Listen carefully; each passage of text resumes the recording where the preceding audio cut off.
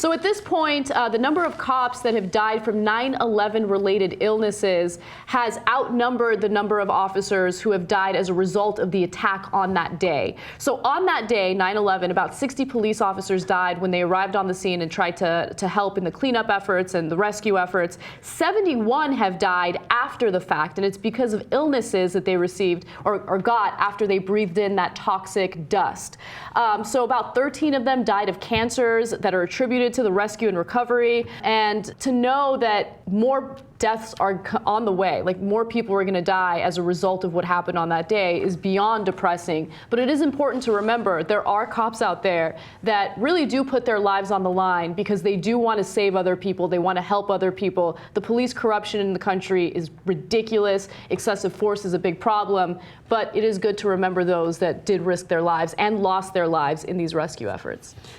So, there's a lot of talk about bravery and stuff, but, it just really can't be overstated in this case. First of all, the famous line about how the FDNY and the NYPD rushed into the building as other people were rushing out of the building to make sure that they saved every person they could.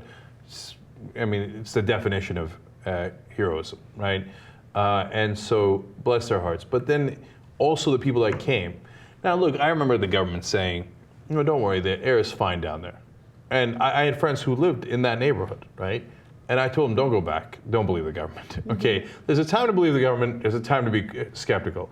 When the government has financial motivation and like to make sure everybody's calm, and they need somebody to clean it up, right? They tell everybody, it's going to be fine, it's going to be fine. So we weren't the only ones who were skeptical. A lot of these guys were skeptical, but they went in anyway.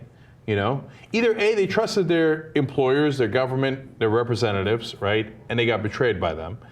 Or B, they had a sense of it, but they did it anyway because they're heroes. And they thought, my friends died in there, right? My colleagues died in there, and I'm going to help in this cleanup effort. And, and they've been, not only are they dying now, but they've been sick for a long time. Yeah. And so it's just a shame to see them.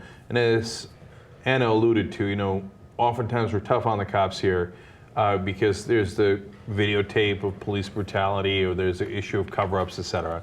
But remember that sometimes, and sometimes oftentimes, cops do protect us. That's their job. And in cases like this, you see it in dramatic fashion.